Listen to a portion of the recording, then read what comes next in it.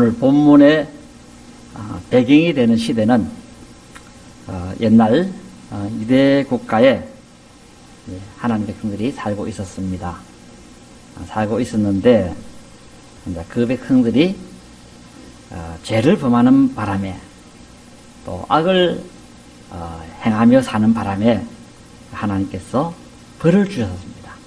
벌을 주셨는데 그 벌은 내용이 뭔가 하니까 바벨론 국가에 포로로 끌려가서 거기서 종살이하는 그런 고생하는 벌이었던 것입니다.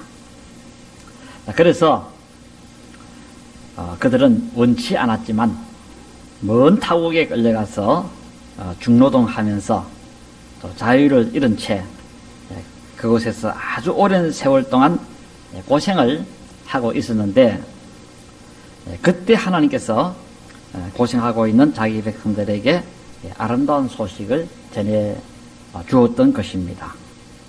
그 아름다운 소식은 뭐냐니까 이제 형벌의 복역의 때가 끝났다. 그리고 나 여호와가 이제 노예로 있는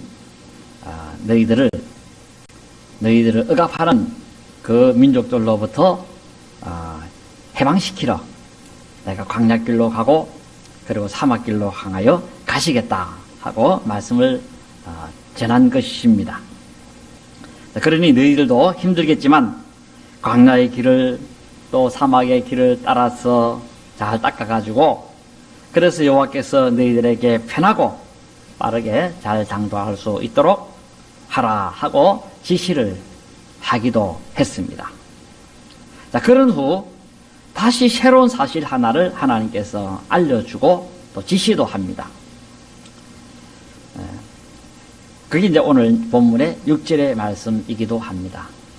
자, 6절에 보시면 여기 공동 개정으로 말씀을 들어보면 이렇습니다. 한 소리가 있어 명하신다. 너는 외쳐라. 한 소리가 있었는데 그래서 여호와의 사자가 너는 외치라 하고 지시를 하니까 그 소리가 뭐라고 말을 했나니까 내가 뭐라고 외쳐야 됩니까? 하고 그렇게 말을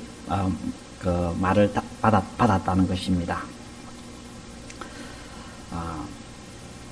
그래서 그 여호와의 사자가 그 소리는 아마 선지자라 그랬죠. 선지자.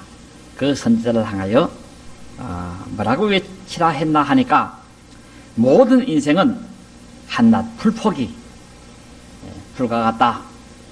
그리고 그 영화는 들에 핀 꽃과 같다. 그렇게 외치라 하고 그럽니다. 이거 이제 공동 개정의 말씀으로 여러분들에게 말씀을 드렸습니다. 모든 인생은 한낱 풀포기 그 영화는 들에 핀 꽃과 같아. 그렇게 하나님의 백성들에게 알려주라 하고 외치라 하고 그렇게 말씀을 했던 것입니다. 그리고 이어서 뭐라고 좀 더 부연해서 소리를 치라 했나 하니까 7절과 8절입니다. 7절과 8절에 보시면은 풀은 마르고 꽃은 시들면 여호와의 기운이 그 위에 불미라. 이 백성은 실로 풀이로다. 풀은 마르고 꽃은 시드나 우리 하나님의 말씀은 영원히 서리라 하라 하는 말로 외치라 그렇게 지시를 받았던 것이고 또 그렇게 외치기도 한 것입니다. 자, 요 6절로부터 8절까지의 말씀을 좀 더 풀이를 해보면 그렇습니다. 하나님께서 자기 백성들에게 알려주라 한 내용이 무엇인가 하면 모든 인생은 한낱 풀포기다. 풀이다. 그리고 그 영화는 풀의 꽃과 같다. 이걸 알려주었던 것입니다. 이 말씀의 의미는 뭐냐면 여기 풀은 무엇을 상징하느냐 하면 세상 모든 권세에 있는 자 또 그리고 세상 나라를 강력한 세상 나라를 두고 말한다고 하겠습니다. 그래서 이 세상 모든 나라들은 다 풀과 같고 불의 꽃과 같은 그런 존재라는 것입니다. 다른 말로 하면 세상 국가의 권력, 또 세상 국가의 강함, 이런 것들은 풀처럼 오래 못 간다라는 것입니다. 강한 나라가 약한 나라를 지배하고, 강한 민족이 약소민족을 억압하고, 부자가 가난한 사람들을 억압하고, 하지만 이것 역시 풀과 같이, 불의 꽃과 같이 잠시 잠깐뿐이라는 것입니다. 그걸 알려주라고 말씀하고 계십니다. 이것은 무엇을 다시 말씀을 드리려고 하는 것인가 하면, 영원히 있을 것 같은 그 강한 바벨론 국가도 금방 피었다가 사그러지는 풀처럼 아무것도 아니라는 것입니다. 금방 말라지고 없어지고 만다라는 것입니다. 그들이 현재는 막강한 권력과 힘을 가지고 있다지만 이것도 잠깐이라는 것입니다.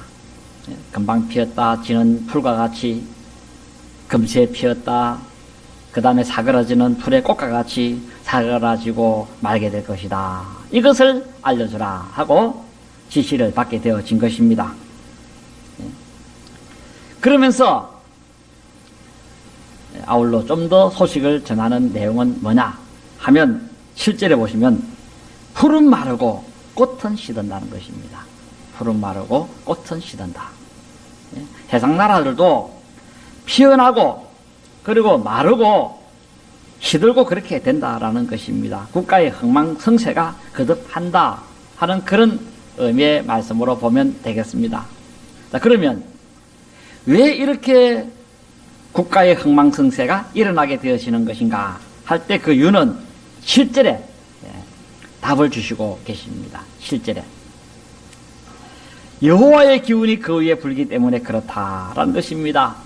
여호와의 기운이 그 국가 위에 불면 풀이 마르고 꽃이 시덤처럼 그 국가가 소멸하고 그리고 망하고 끝나고 만다라는 것입니다. 여호와의 기운이 불기 때문에 그런 현상이 나타난다 하고 알려주었던 것입니다. 요 10절의 그 문법을 보면 풀은 마르고 꽃이 시들면, 그 다음에 우리 번역에는 그냥 접속사가 없습니다만은 거기에 히브리 원문에 보면 왜냐하면이라는 키라고 하는 접속사가 있습니다. 왜냐하면 왜 풀이 마르고 꽃이 시드는가 하면 여호와의 기운이 불기 때문에 그렇다라는 것입니다. 바로 여호와의 기운이 불면, 여호와의 심판의 칼날이 임하면 아무리 강성한 국가라도 흔적도 없이 망하고 말게 되어지게 된다는 것입니다. 옛날 그 바벨론 지역의 기후가 그랬고, 지금도 그런 기후를 갖고 있다고 합니다. 어떤 기후를 갖고 있냐면, 이 바벨론에도 우리 한국처럼 계절풍을 갖고 있습니다. 계절풍. 그래서 이제 겨울이 지나고 이 봄이 되면 아라비아 사막에서부터 이 동쪽인데, 동쪽에 동풍이 따뜻한 바람, 후덥지근한 바람이 막 불어온답니다. 불어오면 그때가 한 3월달인데, 이렇게 불어오면 들판에 있는 풀과 식물들은 그 동풍에 의해 가지고 모조리 말라서, 그래서 사그라지고 말게 되어지게 된다는 것입니다. 마치 우리나라에 가을에 부는 이 계절풍처럼 그 가을에 바람이 불면 풀과 식물들이 다 말라버리지 않습니까? 이처럼 여호와의 그 심판의 바람이 불면 풀과 같은 존재인 세상 국가들도, 물론 인간도 마찬가지입니다. 모든 영광도 순식간에 사라지게 되어져 버리고 만다는 것입니다. 여기 기운이 분다 그랬는데, 요 분다라는 동사는 완료 동사를 사용하고 있는데, 여기서 문맥적으로 보면 미래 완료 동사로 이렇게 해석을 하면 되겠습니다. 미래 완료 동사로. 그래서 앞으로 조금 있으면 막강한 이 바벨론 국가도 동풍이 불면 소멸하는 풀처럼, 꽃처럼 소멸해 버리고 말게 될 것이다. 이 소식을 알려라. 이 소식을 전해라. 내 백성들에게 그렇게 말을 했던 것입니다. 자, 그러면서 8절에 여호와의 사자가 한 선자에게 뭐라고 소리치라 계속해서 하나 하니까 푸른 마르고 꽃은 시드나 우리 하나님의 말씀은 영원히 서리라 하라. 그렇게 알려주고 그렇게 전달해라 하고 지시를 했던 것입니다. 푸른 마르고 꽃은 시드나 우리 하나님의 말씀은 영원히 서리라. 오늘 풀이 마르고 꽃이 시드는 것처럼 인간의 상황은 수시때때로 역사를 따라 변하지만은 여호와의 말씀은 영원토록 변함이 없을 것이다 하는 이 사실을 알려주라고 말씀하고 계십니다. 여기 여호와의 말씀은 여기 여호와의 하나님 말씀 영원히 선다 이 말씀의 의미는 뭐냐면 하나님 여호와의 말씀은 영원히 분명히 틀림없이 이루어진다라는 그런 내용의 뜻이라고 하겠습니다. 여호와께서 그동안 하신 말씀이 있는데 그 말씀은 분명히 이루어질 것이다. 이 사실을 알려주라고 자기 백성들에게 그렇게 전달하게 되어진 것입니다. 자, 그러면 그 앞번에 우리 여호와 하나님께서는 뭐라고 그렇게 말씀하셨는가 하면 그것은 선자 예레미야를 통하여 주신 말씀이었는데 그 말씀의 내용은 이렇습니다. 지금 너희들이 살고 있는 이 유대 국가는 바벨론 국가와 싸우게 되고 그래서 바벨론 국가와 싸워서 패하게 되고 나라가 망하게 된다는 것입니다. 자, 이렇게 망한 다음에 유대 백성들은 바벨론 군사들에 의해서 끌려가서 바벨론에서 종살이하게 된다는 것입니다. 그렇게 종살이를 70년 하게 되어지는데 그렇게 70년 하게 된 다음에 해방되어 가지고 다시 유대국가로 돌아오게 된다. 이게 이제 하나님께서 예레미야를 통하여 주신 말씀입니다. 이 말씀이 틀림없이 이루어진다 하는 사실에 대해서 내 백성들에게 알려주라고 했던 것입니다. 그러나 이 말씀이 전달될 그 시점에는 예레미야의 이 말씀을 기억하는 자도 없고 이 말씀을 믿을 사람도 아무도 없었습니다. 왜 그런가 하면 당시 이 바벨론이라고 하는 국가는 너무나도 강했고 망할 것 같은 느낌이 단 1%도 들지 않았기 때문에 그러했다라는 것입니다. 마치 이 바벨론 이 제국의 그 국가가 일본 제국주의하고 비슷했다 그래 보시면 되겠습니다. 우리나라를 점령한 일본은 나날이 강성해져 갔습니다.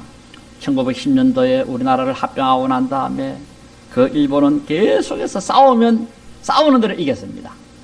그래서 중국하고 싸워가지고 이기고 러시아하고 싸워서도 이기고 영국하고도 싸워가지고 이기고 네덜란드하고도 싸워서 이기고 하여튼 일본 그 제국주의의 그 군대는 워낙 막강해가지고 어떤 누구도 이겨낼 수가 없었고 다 백전백승을 했습니다. 하여튼 1941년 태평양 전쟁이 일어나기 직전까지 하여튼 일본은 백전백승을 했고 일본이 망할 것이다 이렇게 생각한 사람은 아무도 없었습니다. 조선 선지도 없었고 세계 모든 민족들도 다 그렇게 생각을 했습니다. 이처럼 바벨론 국가도 마찬가지. 이스라엘 백성들이 바벨론에 끌려온 지 70년이 가까워왔지만 이 바벨론 국가가 망할 기미는 전혀 없었고 거기다가 바벨론 사람들이 이스라엘 백성들을 풀어줄 기미도 조짐도 아무것도 없던 그러한 때였다는 것입니다.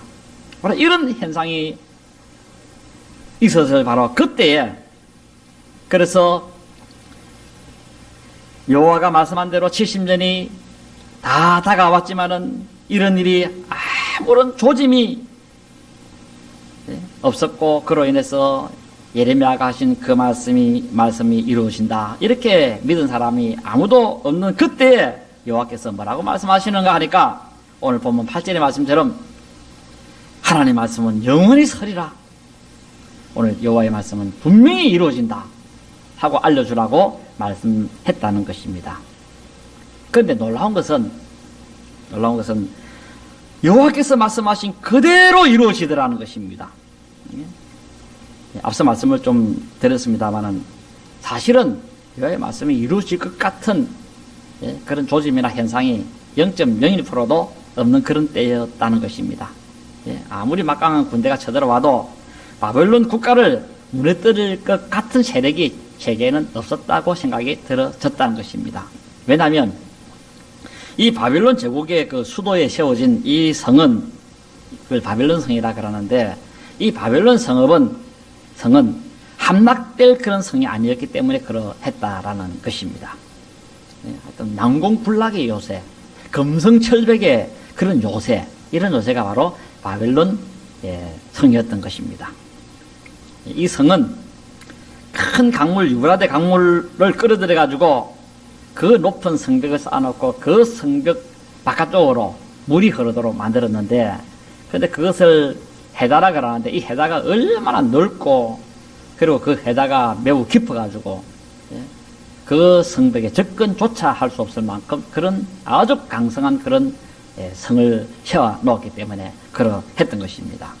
그것도 이중으로 물을 이렇게 탁 그 성을 둘러가지고, 그래서 내성과 외성을 해가지고 그렇게 철저하게 그 왕궁을 부호하고 바로 그런 성이었고, 그런 시설물을 갖춘 성이기 때문에 군사가 그 성벽 가까이도 할 수 없을 만큼의 그런 위용을 갖춘 그런 성이었습니다. 그런 성을 함락시키기는 정말 어렵습니다. 그 대표적인 성이 일본에 가면 오사카에 가면 오사카 성이 있습니다. 오사카 성이 있는데, 이 오사카 성이 난공불락인 이유가 뭐냐면은 바로 이중으로 된 해자에 있다고 합니다. 이중으로 된 해자. 저도 이제 그 인터넷을 통해서 그 사진을 쭉 보니까, 야, 이런 해자를 만들어 놨구나. 깜짝 놀랐습니다. 제 아들이 오사카를 한번 방문하고 난 다음에 일본에 그 이야기를 했어. 저도 그 이야기를 들으면서 사진을 보면서, 야, 이런 성이 일본에 있었구나.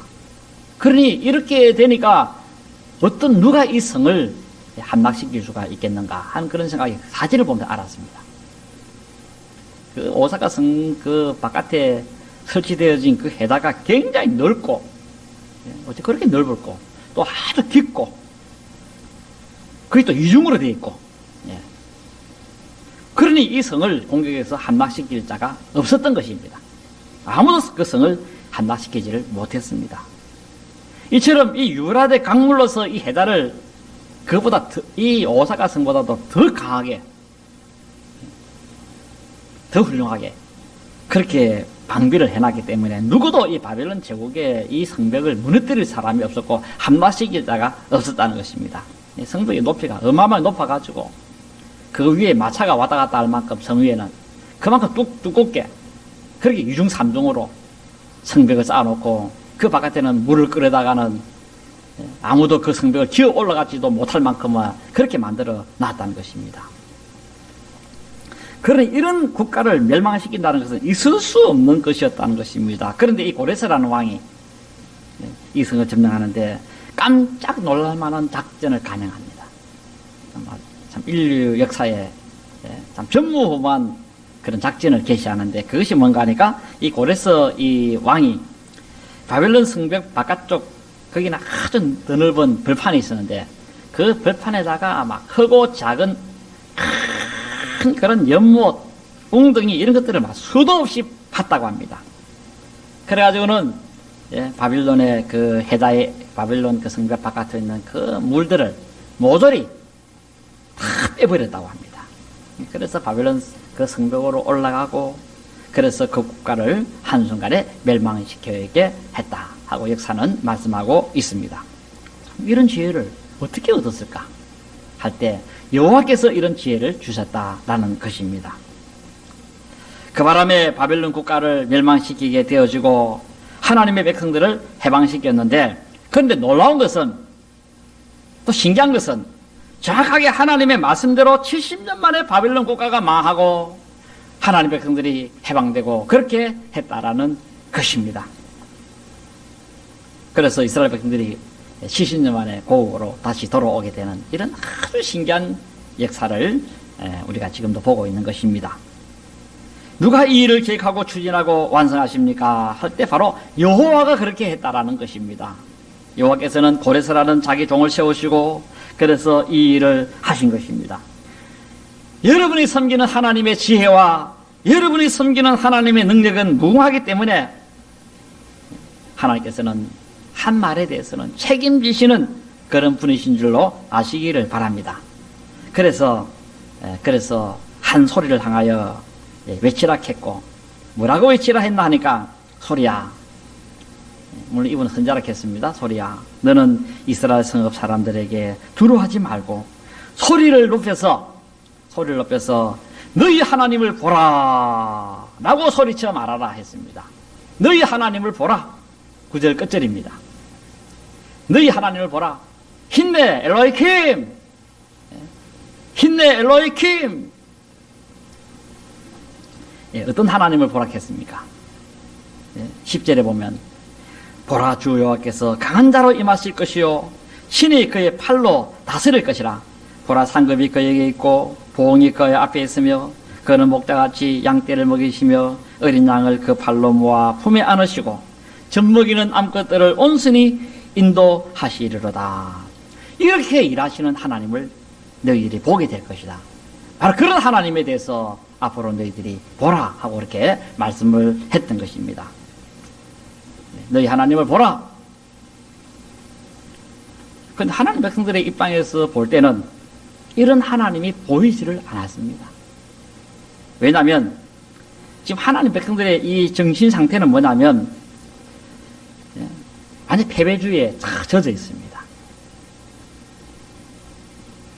바벨론 종살이 하는 동안에 그들에게 하나의 신념이 생겼습니다. 어떤 신념이 생겨나니까 그것은 자기들이 그동안 섬겨왔던 여호와는 아주 무능하고 별 것 없는 형편없는 그런 신으로 생각하는 그런 마음을 가지게 되어졌다는 것입니다. 그 이유는 뭐냐니까 여호와 하나님은 바벨론 신 앞에서는 쩔쩔매더라는 것입니다. 자기들이 볼 때에. 그리고 자기들이 어려울 때 도와달라고 아무리 외쳐도 도와주지도 않고 쳐다만 보더라는 것입니다. 이런 여호와 하나님을 보면서 우리 여호와는 힘이 없어서 우리를 도와주지 못하는구나. 하나님 여호와는 약한 신이신갑다. 그렇게 생각을 했다는 것입니다. 여호와께서 힘이 있고 능력이 있다고 한다면 이렇게 목이 터져라고 외치면서 도와달라고 하는데도 안 도와주고 그렇게 할 리가 없다는 것입니다. 여호와는 바벨론 신에 비해서 별것 아니다. 그동안 우리는 여호와 신이 굉장한 줄 알고 위대한 줄 알고 여호와 하면서 막 물고 빨았는데 아무 소용이 없다는 것입니다. 여기 바벨론 와서 보니까 우물안 깨구리였다는 것입니다. 여기 와서 보니까 바벨론에 와보니까 여호와보다 힘이 센 신들이 굉장히 많더라는 것입니다. 그래서 여호와께서는 이런 강한 신들 밑에서 억압받는 우리를 건져줄 신이 아니다. 그렇게 생각을 했다는 것입니다. 자, 이런 생각을 하면서 참 하나님께서 이런 자기 백성들의 모습을 보면서 마음이 얼마나 아팠을까 하는 그런 생각이 들어 참 지긴 합니다. 소가리를 하나님께서 많이 했을 걸로 봅니다. 내 백성들이 말이지, 내가 가만히 있으니 나를 우습게 보는구나. 가슴을 치면서 아마 속으로 되뇌 있을 겁니다. 내가 우스운 신 아니야. 너희들이 나를 몰라도 이렇게 모르냐. 그동안 너희가 뭘 배웠어? 상천하지에 홀로 하나인 여호와야, 내가 온 세상을 창조한 창조주야 하면서 하나님께서는 자기 백성들의 그 비웃는 소리를 아마 참아냈을 걸로 봅니다. 무지하고 답답한 백성들을 보면서 연신 함수만 쉬면서 내 백성들이 몰라도 한참 모르는구나. 어떻게 저렇게 모를 수가 있을까? 내가 이래 있는 것은 무능해서가 아니라 너희들이 벌 받을 때까지 기다리고 있는 것 뿐이야. 한번 조금 있어봐. 내가 어떤 자인지 한번 보여줄게. 그러면서 세월을 보내는 중 어느 날 딱 70년이 찰 그 무렵에 이제 드디어 때가 왔습니다. 이제 여호와께서 일할 때가 온 것입니다. 그래서 팔을 확 걷어붙이고 여호와께서 그러는 마음, 그 앉아있다가 하늘을 향하여 솟아오르면서 내가 이제 일할 때가 왔다. 이 여호와께서 한 소리, 그 소리는 선자가 말한 소리인데 그 선자에게 내 백성들에게 이렇게 말해주라고 합니다. 보라, 여호와께서는 강한 자로 임하실 것이다. 여기 강하다라는 이 단어는 하자크라는 형용사인데 이 단어의 의미는 힘이 있다 하는 그런 의미에서 강함을 말합니다. 힘이 있는 강함. 그러니까 저항할 수 있는 능력을 포함하는 그런 힘을 두고 이 하자크라는 용어의 의미라고 하겠습니다.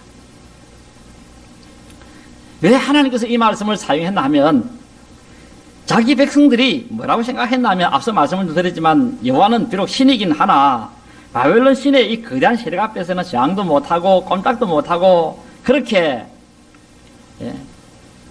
초라하게 있다 그렇게 생각을 했기 때문에 그러했다는 것입니다.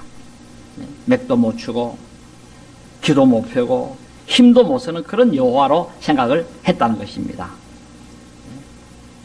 그저 바벨론 그 신에게 눈치나 보고 아부나 하고 아첨이나 하는 그런 나약한 신으로 여호와를 생각했다는 것입니다. 그래서 그렇기 때문에 이 바벨론의 그 신 앞에서 여호와께서 감히 나타나지도 못하고 옥문이나 빼고 저 뒤에서 숨어 있다 그렇게 생각을 했다는 것입니다. 바벨론 신이 겁이 나서 찾아오지도 못하는 그런 여호와 신으로 이스라엘 백성들은 생각을 하면서 냉소를 퍼부은 겁니다. 그런데 그게 아니라는 것입니다. 내가 그동안 바벨론 도시에 너희들을 찾아 안 간 것은 바벨론 신들이 겁나서 안 간 것이 아니고 바벨론 왕인과 그의 군대가 겁나서 안 간 것이 아니고 너희들의 안 간 것은 너희의 죄 때문에 벌을 받는 기간이었기 때문에 내가 안 찾아간 것밖에 없다 하고 이렇게 말씀을 하신 것입니다. 그동안 잘못한 것을 청산하기 위해서 내가 그저 잠잠히 참았을 뿐이지 바벨론 신이 겁이 나서 내가 못 나타나고 그런 것이 아니라 이제 한번 보라는 것입니다. 내가 어떻게 하는지 너희들이 한번 보라는 것입니다. 내가 강한 자로 너희들에게 갈 것이다. 10절에 보니까 강한 자로 임한다. 그런데 여기 임한다라는 말은 바로 보라는 동사인데 간다, 온다 하는 그런 의미의 뜻입니다. 요 미알로 동사인데 그 미알로 그 동사 중에서도 미래용법으로 그렇게 보시면 됩니다. 미래. 앞으로 간다는 것입니다. 조금 있으면 내가 너희들에게 가겠다는 것입니다. 특히 요 보라는 동사는 여호와와 관련되어진 그런 하나의 동사로서 보면 되겠습니다. 너희들은 겁이 나서 바벨론에 내가 가지도 못할 것이라 생각하지만은 내가 이제 간다는 것입니다. 갈 때 너희가 내가 얼마나 강한 자인지 너희가 보게 될 것이다 하고 그렇게 말씀을 하셨던 것입니다. 너희는 나를 겁쟁이 신으로 보고 우습게 보는데 그때 내가 얼마나 힘이 센 그런 신인 줄로 너희가 보게 될 것이라는 것입니다. 내가 바벨론 그 신들과 바벨론 군대를 향하여 얼마나 강력하게 저항하는지 너희가 한번 보게 될 것이다 하고 하나님께서 알려주라고 그렇게 했던 것입니다. 자, 그런데 그 역사를 보면 우리 하나님께서는 이 광야길로 해서 사막길로 해서 바벨론으로 탁 입성에 들어가십니다. 들어가시는데 한순간에 그 바벨론 모든 것들을 신들을 다 제압하고 그 밑에서 억압받는 자기 백성들을 단숨에 건져 버리셨다고 그렇게 말씀하고 계십니다. 여러분들도 이렇게 일하시는 하나님의 모습을 보시길 바랍니다. 여호와 하나님 믿어도 별 수 없네. 아닙니다. 세상 신보다도 여호와 믿어봐야 별 수 없네. 그렇게 말하지 마시기 바라고 아직도 나를 도와줄 때가 아닌가 보다 하고 조금 참아 기다리면 하나님께서 여러분들에게 엄청난 힘과 강력한 힘을 가지고 여러분들에게 와서 도와주시는 그런 때가 있다는 사실을 기억하시기를 바랍니다. 그리고 이스라엘 백성들에게 주신 하나님의 이 두 번째 메시지는 뭔가 하면 10절입니다. 그리고 그가 친히 그의 팔로 다스릴 것이다 라는 것입니다. 여기 다스린다는 말은 지배하다, 통치하다, 혹은 관리하다 하는 그런 주관하다 하는 그런 하나의 의미의 뜻이라고 하겠습니다. 그래서 여기 10절에 여호와의 팔로 다스린다 그랬는데 여기 여호와의 팔이라는 이 팔의 의미는 뭐냐면 능력을 두고 말한다고 보면 되겠습니다. 요 팔이라고 하는 요 단어의 의미는 자루아라는 말인데, 요 자루아라는 말이 어디서부터 나왔나 하면은, 짐승의 이 두 어깨, 두 어깨에서부터 나온 말이라고 합니다. 이 짐승은 어디에서 힘이 나면 이 어깨에 힘이 있습니다. 황소 같은 경우에 이 어깨에 힘이 있습니다. 그래서 이것을 은유적 의미로서는 능력을 두고 말합니다. 짐승의 능력은 어깨에 있다. 구약에 보면 여호와의 팔이라는 말이 나오는데, 그 팔이라는 용어가 은유적인 의미에서는 하나님의 능력을 두고 말합니다. 그래서 빈번하게 여호와의 능력으로 그렇게 사용을 하고 있습니다. 바로 여호와는 모든 자신의 능력으로 모든 민족과 모든 나라를 지배하실 것이다 라는 것입니다. 그래서 직접 이스라엘 백성들에게는 은혜를 베풀어 주고 바벨론 백성들에게는 심판을 하겠다라는 것입니다. 우리 하나님께서는 고난당하는 자에게 보상해 주시는 분이시고 교만한 자에게는 산자와 죽은 자를 심판하시는 분이시다라는 것입니다. 10절 그 중반절에 보시면은 보라 상급이 그에게 있고 그리고 보응이 그 앞에 있으며 목자같이 양떼를 먹이시며 어린 양을 그 팔로 모아 안으시며 젖먹이는 암컷들을 온순히 인도하실 것이다. 이런 때가 올 것이니까 이런 여호와 하나님의 일하심을 보라 하고 이렇게 말씀을 하신 것입니다. 여호와께서는 자신의 능력으로 그 넓은 바벨론 각지에 흩어진 자기 백성들, 어디 있는지도 모르는, 어느 구석에 있는지도 모르는 그 백성들을 전부 다 모을 것이라고 말씀하고 있습니다. 이게 정말 기적인데, 요즘처럼 뭐 전화가 있고 통신시설이 발달되어 있으면 금방 모을 수 있습니다만은, 그때는 뭐 어느 구석에 있는지도 모르는데 어떻게 모을 수가 있습니까? 그런데 하나님이 그걸 다 모읍니다. 역사에 다 나옵니다. 그리고 그들을 품으시고 자기 백성들을 온순히 인도해서 시온으로 데리고 갈 것이다.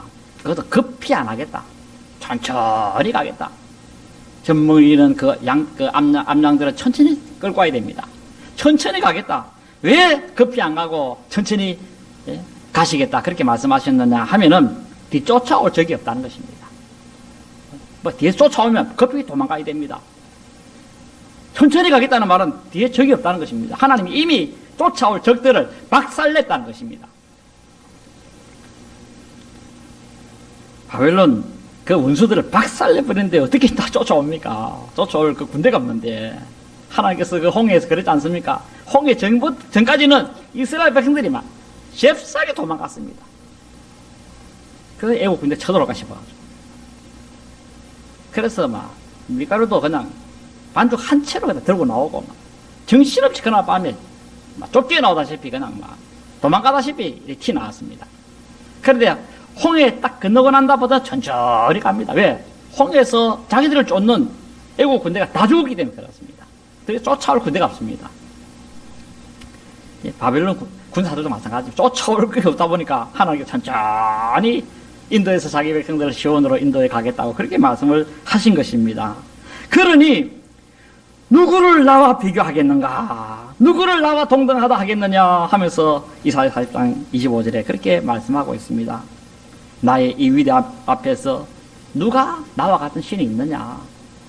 그러므로 나를 믿는 너희들은 길을 펴고 살라. 기 주고 여호와 하나님을 섬기지 마라. 풀이 주고 살지 말라 하고 이렇게 말씀을 하신 것입니다. 오늘 사랑하는 교회 여러분, 이 말씀을 들으면서 여러분이 섬기는 여호와는 정말 능력이 탁월하다는 사실을 아시길 바랍니다. 여호와 하나님은 정말 여러분이 생각하는 그 상상의 힘을 갖고 계시는 그런 분이시고, 여호와 하나님은 지금도 세상 나라들을 쥐락펴락하시는 그런 분이시고 그런 위대한 분이십니다. 엄청난 힘을 갖고 있습니다. 온 세상 국가 민족을 다 다스리는 분이십니다. 여러분의 원수를 한순간에 제압하시는 그런 분이십니다. 그러므로 오늘 이런 여호와 하나님을 섬기는 여러분들이 기죽어 하나님을 섬기지 마시기 바라고, 귀를 펴면서 신앙생활 잘해 나가시는 여러분 되시기를 바랍니다. 여러분 섬기는 여호와는 만물 위에 계시고 만물을 지배하시는 분이심을 다시 한번 머리에 잘 기억하시는 여러분 되시기를 진심으로 바랍니다.